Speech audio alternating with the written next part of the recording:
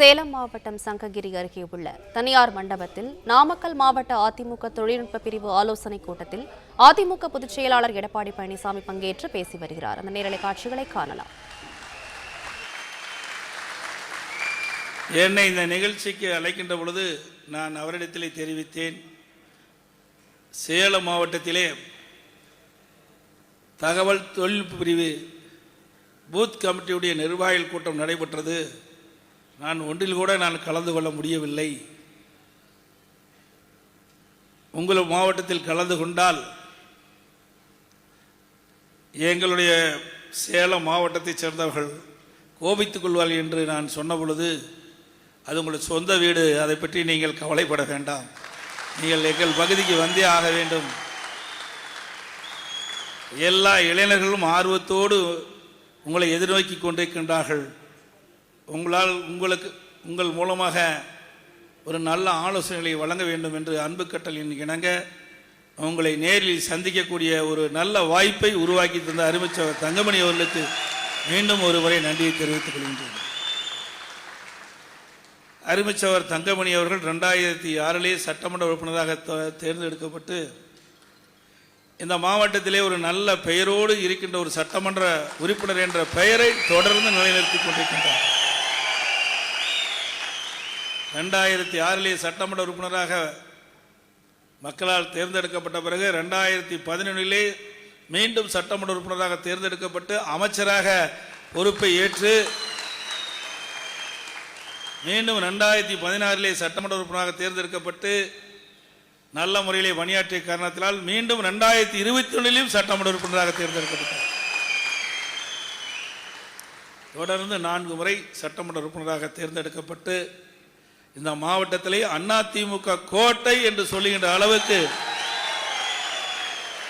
தன் உழைப்பால் கழக நிர்வாகிகளோடு அன்போடு அரவணைத்து இந்த மாவட்டம் எவராலும் அசைக்க முடியாத எக்கு கோட்டை என்பதை உருவாக்கி தந்துள்ளார். அவர் சட்டமன்ற உறுப்பினர் இருந்த காலத்தில் தான் எப்பொழுது பார்த்தாலும் அவர் ஏதாவது ஒரு கோரிக்கையை இடத்தில் வைத்துக் கொண்டே இருப்பார்.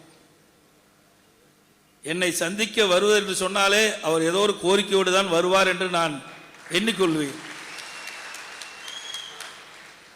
அப்படி இந்த மாவட்டத்தை பொறுத்தவரையும் அவர் அமைச்சராக இருந்த காலத்திலே, அம்மா முதலமைச்சர் இருந்த காலத்திலும் சரி, அம்மா மறைவுக்கு பிறகு நான் முதலமைச்சராக வந்த காலத்திலும் சரி, 2011 2021 வரை நாமக்கல் மாவட்டத்தில் பல்வேறு பணிகளை அவருடைய முயற்சியால் இந்த மாவட்ட மக்கள் நன்மை கிடைத்திருக்கின்றது. நாமக்கல் முதல் திருச்செங்கோடு வரை 150 கோடியில் 4 வழிச்சாலை போக்குவரத்து நெரிசில்லாமல் கொடுக்கப்பட்டது. திருச்செங்கோடு முதல் மல்லிகரை வரை சிறப்பான சாலை, மல்லிகரையிலிருந்து ஆத்தூர் வரை சிறப்பான சாலை.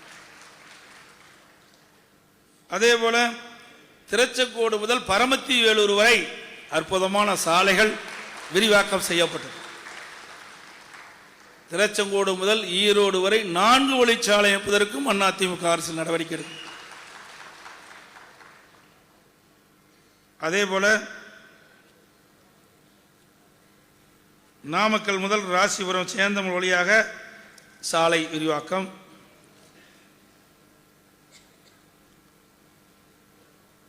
ஈரோடு பள்ளிப்பாளையம் இணைப்பதற்கு காவிரியில் உயர்மட்ட பாலம் அதுவும் கொடுத்திருக்கிறது. எஸ்பிபி காலனி ரயில்வே மாம்பேளம் அதுவும் அதிமுக ஆட்சி கொடுக்கும்.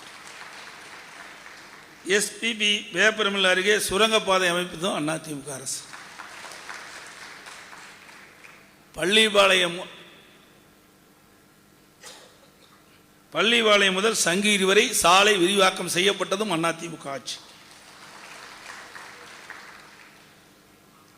திருச்செங்கோடு முதல் ஓமலூர் வரை 4 வழிச்சாலை இப்பொழுது நடைபெற்றுக் கொண்டிருப்பதற்கு வித்திட்டதும் அதிமுக அரசாங்கம் தான். அதே போல நாமக்கல் முசிறி வரை 4 வழிச்சாலை விரிவாக்கம் செய்வதற்கும் அப்பொழுது அதிமுக அரசு இருக்கின்ற பொழுது நடவடிக்கை எடுக்கப்பட்டு ஆட்சி மாற்றத்தின் காரணமாக இப்பொழுது அந்த பணி நடந்துட்டு இருக்குது. அதே போல காவிரி ஆற்றின் குறுக்கே தடுப்பணை, நஞ்சை புகழர் இடத்திலே தடுப்பணை அமைத்ததும் 400 கோடியில் அதிமுக ஆட்சி. ராஜவாய்க்கால் அதை சீர் செய்ய காங்கிரீட் 2 பகுதியிலும் அமைப்பதற்கு 184 கோடியில் நிதி ஒதுக்கீடு செய்து அந்த பணி துவங்கப்பட்டது அதிமுக அரசு. எனக்கு முன்னாலே அருமைச்சவர் தங்கமணி குறிப்பிட்டதை போல நீண்ட நாட்கள் கோரிக்கை. நாமக்கல் மாவட்ட மக்கள் அந்த மக்களுடைய கோரிக்கை நிறைவேற்ற வேண்டும் என்று அன்புச்சோகர் தங்கமணி அவர்கள் என்னிடத்திலே கோரிக்கை வைத்தார். அந்த சட்டமன்ற உறுப்பினரும் என்னிடத்திலே கோரிக்கை வைத்தார். அதன் அடிப்படையிலே நாமக்கல் தலையிடமாக கொண்டு அங்கே அரசு மருத்துவக் கல்லூரி, அரசு மருத்துவமனை உருவாக்கி இருந்திருக்கு. அந்த மருத்துவக் கல்லூரியில் உள்ள மருத்துவமனை அப்போலோ மருத்துவமனைக்கு இணையான தரம் உள்ள ஒரு மருத்துவமனையாக கொடுத்தது. உயர்தர அறுவை சிகிச்சை செய்யக்கூடிய அனைத்து வசதிகளும் அந்த மருத்துவமனையில் செய்யப்பட்டிருக்கின்றன. அது மட்டும் இல்லாம சட்டக்கல்லூரி கொண்டு வந்ததும் அதிமுக அரசாங்கம் தான். அதில் நிலம் எடுப்பதிலே பிரச்சனை இருந்த காலத்தினாலே காலதாமதம் ஏற்பட்டது. திமுக ஆட்சிக்கு வந்த பிறகு நாம் கொண்டு வந்த திட்டத்தை ஸ்டிக்கர் ஒட்டி அவள் கொண்டு வந்த திட்டமாக மாற்றிவிட்டார்கள்.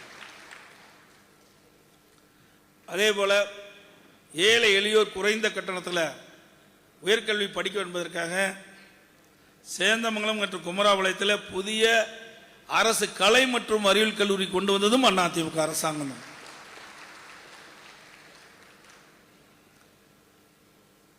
பால் உற்பத்தியாளர்கள் நாமக்கல் மாவட்டத்தில் அதிகமாக இருக்கின்ற காரணத்தினால சேலம் மாவட்ட பால் உற்பத்தியாளர் ஒன்றியத்தை 2ஆக தனியாக பிரித்து நாமக்கல் மாவட்டத்திற்கு தனியாக ஒரு ஆவின் ஒன்றியம் உருவாக்க வேண்டும் என்ற கோரிக்கை ஏற்று தனியாக பிரித்து கொடுத்ததும் அதிமுக ஆட்சிகள் தான். பரமத்தில் ஒருங்கிணைந்த நீதிமன்றம் கட்டி தரப்பட்டதும் அதிமுக ஆட்சியில். அதே போல நிர்வாக வசதிக்காக புதிய தாலுகாக்கள் இந்த மாவட்டத்தில் உருவாக்கப்பட்டது. அந்த மக்களுடைய பிரச்சனையை நாடாளுமன்றத்திலே குரல் எடுப்பது நமது நாடாளுமன்றத்தினுடைய கடமை. அவர்கள் எந்த நோக்கத்திற்காக நம்முடைய வேட்பாளரை தேர்ந்தெடுக்கின்றார்களோ அந்த நோக்கத்தை நிறைவேற்ற வேண்டியது நம்முடைய கட்சியினுடைய கடமை. இன்றைக்கு கூட்டணி என்று வந்துவிட்டால், தேசிய அளவில் இருக்கின்ற கட்சியோடு கூட்டணி வைத்து விட்டால் அவர் தேசிய அளவிலுடைய பார்வை சென்று விடுகிறது. நம்முடைய மாநிலத்துடைய பிரச்சனையை காது கொடுத்து கேட்பது கிடையாது. அதனால் பாதிக்கப்படுவது நாம். ஆகவேதான் தமிழ்நாட்டு மக்களுடைய உரிமைகளை பாதுகாக்க, தமிழ்நாட்டு மக்களுக்கு தேவையான திட்டங்களை கொண்டு வர, நிதியை பெற்று வர, புயல் வெள்ளம் வறட்சி போன்ற காலங்களில் தமிழ்நாட்டு மக்கள் படுகின்ற துன்பங்களை யார் நிவர்த்தி செய்கின்றார்களோ அவர்களுக்கு நாம் மத்தியிலே பிரச்சனை அடிப்படையில் ஆதரவு கொடுப்போம். ஓட்டு போட்ட மக்கள் தமிழ்நாடு, வேட்பாளரை தேர்ந்தெடுக்கிறது தமிழ்நாட்டு மக்கள். ஆகவே தமிழ்நாட்டு மக்கள் பிரச்சனை வருகின்ற பொழுது நாம் எடுத்து சொன்னால் காது கொத்து கேட்பது கிடையாது. ஆகவேதான் நாம் தனியாக பிரிந்து விட்டோம். நம்முடைய உரிமையை பாதுகாப்பதற்காக பிரிந்து விட்டோம். நமக்கு வாக்களித்த மக்களுக்கு நன்மை செய்ய வேண்டும். அதுதான் நம்முடைய தலைவர்கள் வகுத்து தந்த பாதை. ஆனால் இன்றைக்கு திமுக தேசிய அளவிலே இந்திய கூட்டணி என்ற கூட்டணியை அமைத்துக் கொண்டு எப்படியாவது ஆட்சி கைப்பற்ற வேண்டும் என்று நினைத்தார்கள்.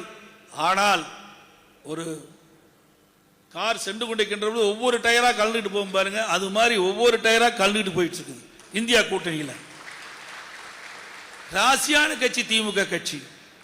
போன தடவை ராகுல் தான் பிரதமர் ஆனார், அதோட இந்த திமுக காங்கிரஸ் கட்சி அடிப்பாதாளத்துக்கு போயிட்டு எதிர்கட்சி அந்தஸ்து கூட கிடைக்காது போச்சு.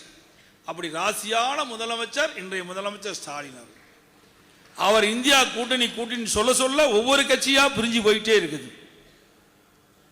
ஆகவே அனைத்து இந்திய அண்ணா திராவிட முன்னேற்ற கழகத்தை பொறுத்த வரைக்கும் மக்களுக்காக உழைக்கின்ற கட்சி. தமிழ்நாட்டில் ஏற்படுகின்ற பிரச்சனைகளை தீர்ப்பதற்காக அமைக்கப்பட்ட கூட்டணி நம்முடைய கூட்டணி. இன்னும் சில பேர் சொல்லுகிறார்கள் எங்கே கூட்டணி இருக்கிறது என்று. அனைத்து இந்திய அண்ணா திராவிட முன்னேற்ற கழகத்தை பொறுத்த வரைக்கும் பொறுத்திருந்து பாருங்கள், சிறப்பான கூட்டணி அமையும்.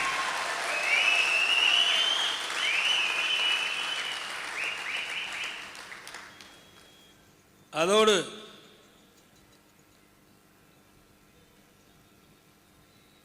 திராவிட முன்னேற்ற கழக தலைவர் இன்றைய முதலமைச்சர்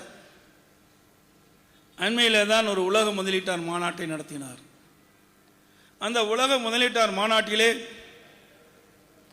பல லட்சம் ரூபாய் தொழில் முதலீடு ஈர்க்கப்பட்டது, பல புரிந்துணர்வு ஒப்பந்தங்கள் போடப்பட்டது என்ற செய்தியெல்லாம் வெளியிட்டார். ஏற்கனவே 2 ஆண்டுக்கு முன்பு தமிழகத்திலே தொழில் முதலீட்டாளர் மாநாட்டை விடியா திமுக அரசு நடத்தியது. நான் அறிக்கையின் வாயிலாக, ஊடகத்தின் வாயிலாக நான் கேட்டேன் இன்றைய முதலமைச்சரிடத்தில், 2 ஆண்டுக்கு முன்பு தொழில் முதலீட்டாளர் மாநாட்டை நடத்தினீர்களே, எவ்வளவு தொழில் தமிழகத்திற்கு வந்திருக்கின்றது, எத்தனை புரிந்துணர்வு ஒப்பந்தங்கள் நிறைவேற்றப்பட்டன, எத்தனை தொழிற்சாலைகள் தமிழகத்தில் திறக்கப்பட்டு செயல்பட்டு வருகிறது, அதில் எவ்வளவு பேர் பணி செய்கிறார் என்ற விவரத்தை வெள்ளை அறிக்கையின் மூலமாக விடப்பட வேண்டும் என்று கேட்டேன். இதுவரைக்கும் பதில் இல்லை. இன்றைய தினம் ஸ்பெயின் நாட்டிற்கு சென்றார். சுமார் 11 நாட்கள் ஸ்பெயின் நாட்டிலே தங்கியிருந்தார். அங்கே போய் தொழில் முதலீட்டார் ஈர்ப்பதற்காக சென்றேன் என்று ஒரு செய்தியை பத்திரிகையிலும் ஊடகத்திலும் நான் பார்த்தோம்.